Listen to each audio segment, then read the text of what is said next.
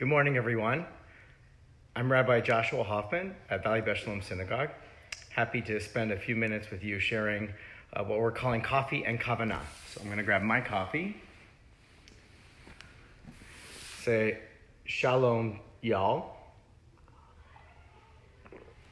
And I want to share a few thoughts for the day with you. And first, a little bit of a story and then some reflections. So the story I want to share is actually a true story that happened many years ago as I had the privilege of going down to the Gulf Coast, particularly Gulfport, Mississippi, in the wake of Hurricane Katrina in 2006. And while working on one of the roofs there, I was standing side by side, shoulder to shoulder with a pastor from a local congregation in Rancho Dominguez near Long Beach. And he said to me this wonderful folk saying as we were in the middle of scraping off a moldy roof that had been torn and tempest-tossed by the hurricane and needed to be replaced.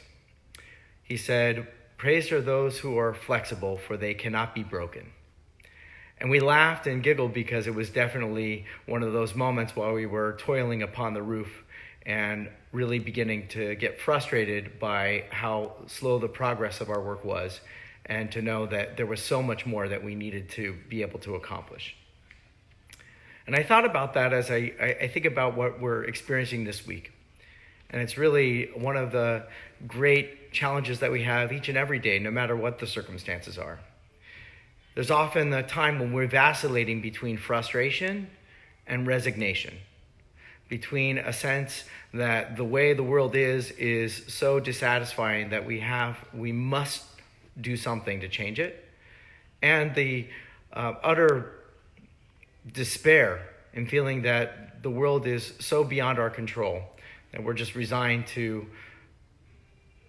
react to it as it comes to us without any ability to make a change. And I wanted to reflect on that because I think that this vacillation, this movement between frustration and resignation is something that we do not only on a daily basis, but it may even be on an hourly basis. And our challenge is to meet the experiences of frustration, not with perhaps the most harmful response, which would be anger or violence, or resignation, which would be despair, with something that's a little bit more righteous and holy.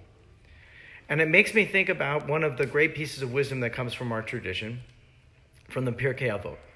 Pirkei Avot has this wonderful text in which it says, what is the way of wisdom? Wisdom is like a tree with few branches but deep roots. And what is a tree that won't endure, but one that has many branches and few roots? So all it will take is a gust of wind to blow it right over. And I think that frustration met with anger, or resignation met with despair, is like one of those trees with few roots and a lot of branches. Like when we get frustrated, it's easy to be blustery and angry and to express our dissatisfaction with the way the world is. Right? It's almost too easy for us to just respond to the discomfort that we're feeling in the present situation with anger. And the same thing with resignation. It's almost too comfortable for us to feel like when things feel beyond our control, that the only thing we do is shut down and we let the world continue on without our presence and our influence. I want to challenge us. The Kavanah that I have to share today is that when frustration happens, that we don't meet it with anger, but we meet it with patience. That when resignation happens and we feel like so much is beyond our control, we meet it with love. And that is not only a reaction of ourselves, but it's also with those whom we encounter. Because there's going to be people out there that are really frustrated this week, sick and tired of being in their homes, sick and tired of not being able to interact with their friends the way that they're used to interacting, or going to the markets or going into businesses and behaving the way that we've always been able to behave. And the honest reality right now is that we're probably not going to be able to do much of that for the near future. It's going to change us. Meet that frustration with patience. The world as it is not the way the world always ought to be. And it's not the way that a world is going to become. So if we are patient, if we meet that with the deep roots of patience, we'll be able to endure even the most frustrating of situations. And the same thing with resignation, because there is a certain amount of acceptance that we need to incorporate into our experience of the world. It's important for us to be resigned to the fact that we have to stay in our homes, and we have to prevent ourselves from coming into contact with something that could be potentially harmful not only to ourselves but to other people. And that resignation is actually very helpful and important. And we keep hearing again and again people reminding us that restraint, that removal from the world, is a way for us to ensure that others who really need the care that they need can receive it in the best possible way. To meet those moments of resignation when we have to accept that our current circumstances are not the ones that we would like, but the ones that we must endure. To meet those with love is what really means to have deep roots.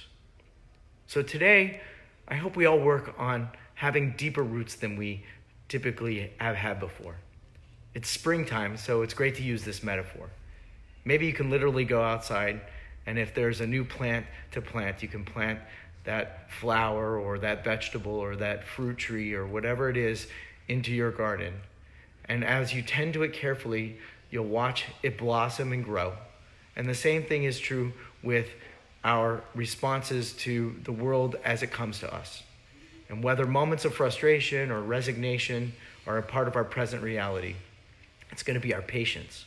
It's going to be our loving expressions. It's going to be our righteous response that's going to ensure that our roots grow deeply, that we grow in health, that we share the very best of ourselves, especially in a time when the world needs our very best. I hope you all have a fantastic day. Thanks for joining us for a quick coffee in Kavanah. Please take a look at all of the wonderful activities that are happening at Valley Beth Shalom. There's lots of information on the vbs.org, Valley Beth Shalom at Home web page.